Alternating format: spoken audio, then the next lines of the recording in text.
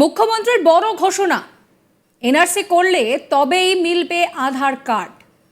রাজ্যে অবৈধ অনুপ্রবেশ দমনের প্রচেষ্টা করা হচ্ছে, আর তাই এই বড় ঘোষণা মুখ্যমন্ত্রীর।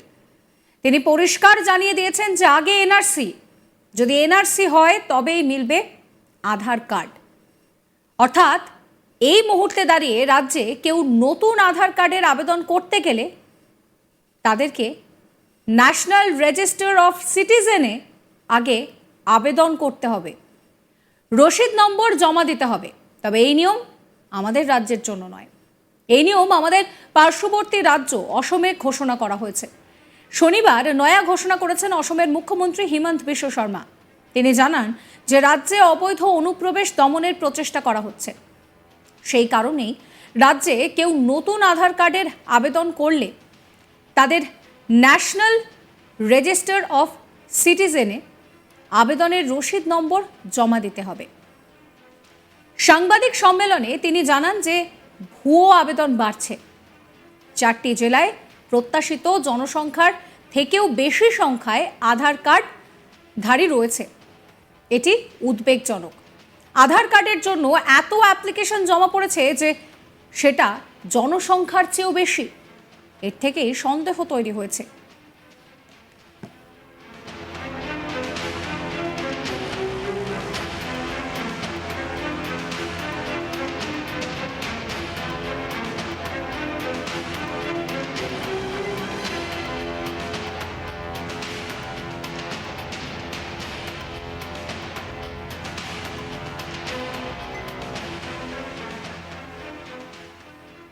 আমরা সিদ্ধান্ত নিয়েছি যে নতুন আবেদনকারীদের এবার থেকে এনআরসি আবেদনের রসিদ নম্বর জমা দিতে হবে। তিনি জানিয়েছেন এই কথা।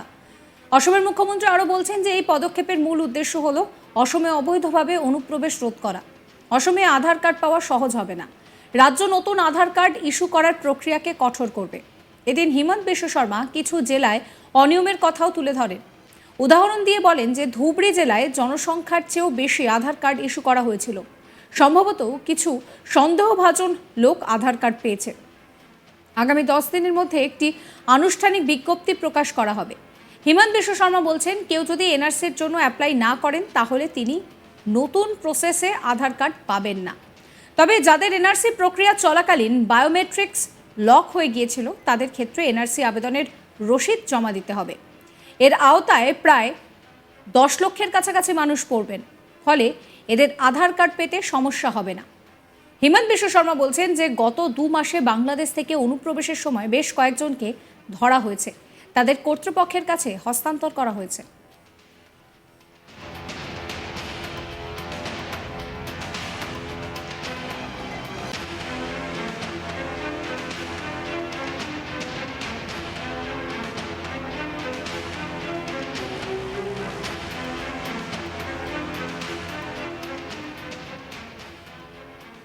বড় ঘোষণা করলেন অসমের মুখ্যমন্ত্রী হিমন্ত বিশ্ব শর্মা। তিনি পরিষ্কার জানালেন যে এনআরসি করলে তবেই মিলবে আধার কার্ড। রাজ্যে অনুপ্রবেশ অবৈধভাবে হচ্ছে, তা দমনের জন্য এই প্রচেষ্টা শুরু করা হয়েছে। সেই কারণেই রাজ্যে কেউ নতুন আধার কার্ডের আবেদন করলে তাদের ন্যাশনাল রেজিস্টার অফ সিটিজেনে আবেদন করতে হবে এবং সেই রসিদ নম্বর জমা দিতে হবে।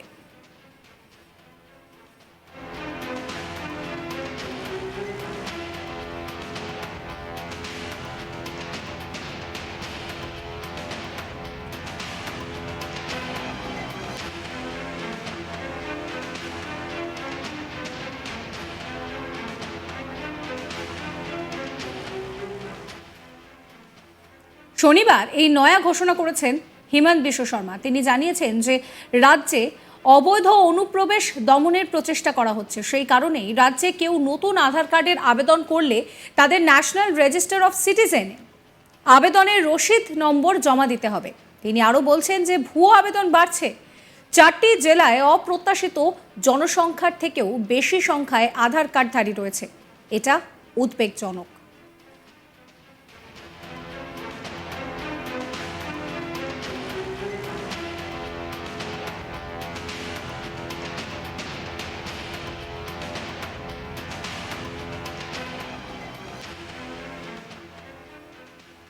সাবস্ক্রাইব করবেন আজ তাক বাংলার ইউটিউব চ্যানেলকে, ফলো করতে ভুলবেন না আজ তাক বাংলার হোয়াটসঅ্যাপ চ্যানেলও।